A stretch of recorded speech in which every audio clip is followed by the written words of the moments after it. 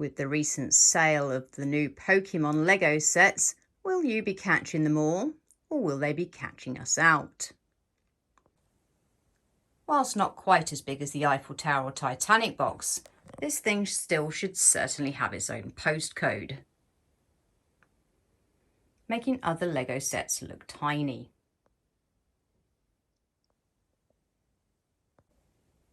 The box includes 3 big boxes, all dressed as a Pokeball, in varying thickness and sizes. Each box has a picture of an element, probably to explain which Pokemon resides inside. Box 1 contains 1 Venusaur book and more bags than I'm willing to count. There are 27 bags in the first box alone. The book is fairly thick. This just covers the base and one of the characters. Much like we saw with the Pikachu and Eevee sets, you have a Pokédex inventory. Information on the build. Box 3 brings the whole total up to 65 bags. There's some extra parts, some pieces for Charizard's wings, and the third and final book. Did you manage to swipe any of the extra sets available? The Kanto Region Badge Collection 40892 and 312 pieces, or the Mini Pokemon Center 40911 at 233 pieces. Did you get your hands on one? A very large, imposing build, and took a few days to complete.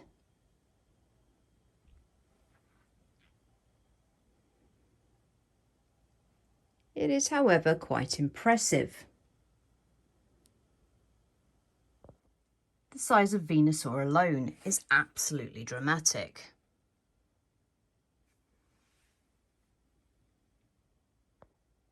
The flowers and foliage on the part of Venusaur are absolutely gorgeous.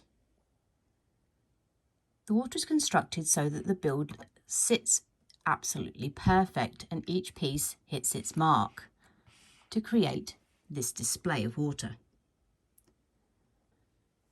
The pieces are removable from the main structure and you have to build them in these sections. There are 3 sections to this build and each of them is absolutely massive. However, the structure is a little harder to get back together. Blastoise's tail tends to catch on the other section, and moving each part can be very impractical, especially as pieces tend to come off. When moving the base, it tends to be these parts here that come away, and also these sections. These tend to flip off too. Multicolours can be seen, unfortunately, in many areas. Colours coming through from all directions, which is rather unfortunate. And the joins are, I'm afraid, not as clean as I'd like. Pieces like that are just very unattractive.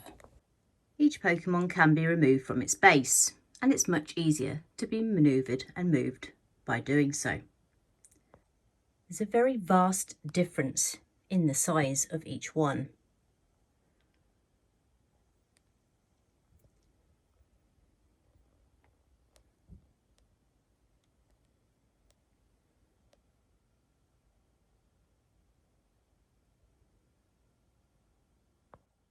And with the size difference comes a weight difference.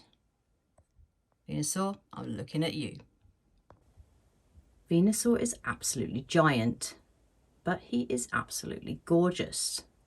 Some amazing detail in his flower and the leaves below.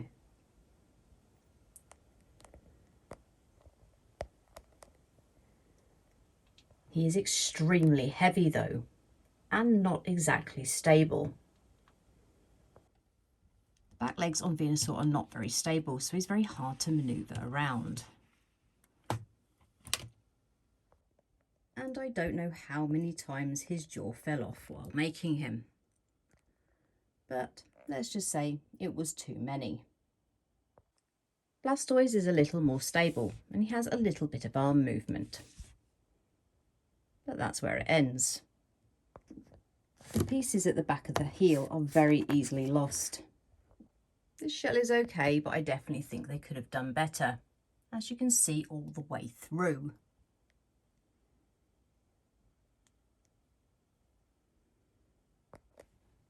He has a very tiny amount of head movement. The amount of tiles used is very effective.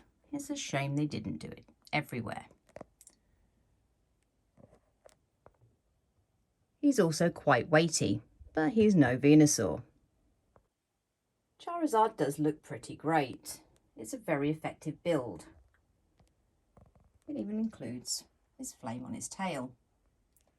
I'm not so keen about the material wings, but it's definitely not a deal breaker. Only has the minimum amount of studs on view. Not so keen on the two-coloured neck though. You can only adjust his head upwards, which is very unfortunate. There is some movement to these very tiny little arms here. He's possibly the best build of the three.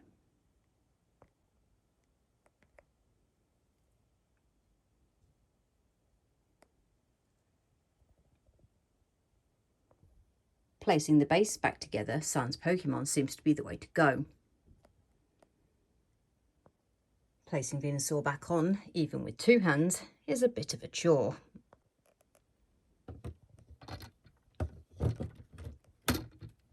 Blastoise is remarkably easier.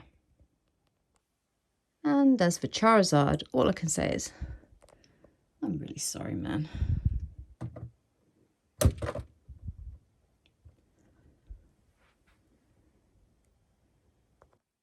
Charizard's wings can be adjusted to a couple of positions. Overall, it is a very impressive set and it definitely takes a long time to build, with some interesting techniques. If you do buy this set, I don't think you'll be disappointed, price aside. It's absolutely beautiful, an amazing display piece. Just try not to move it.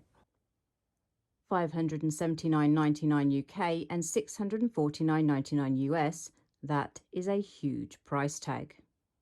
And not very far off the price of the Titanic, and I know which I would prefer.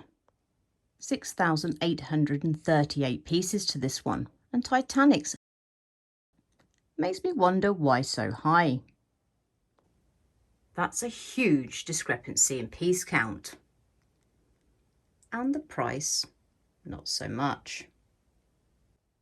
With the set being a perfect semicircle, I think I know where they're going with this. Perhaps another half and another £600 Lego?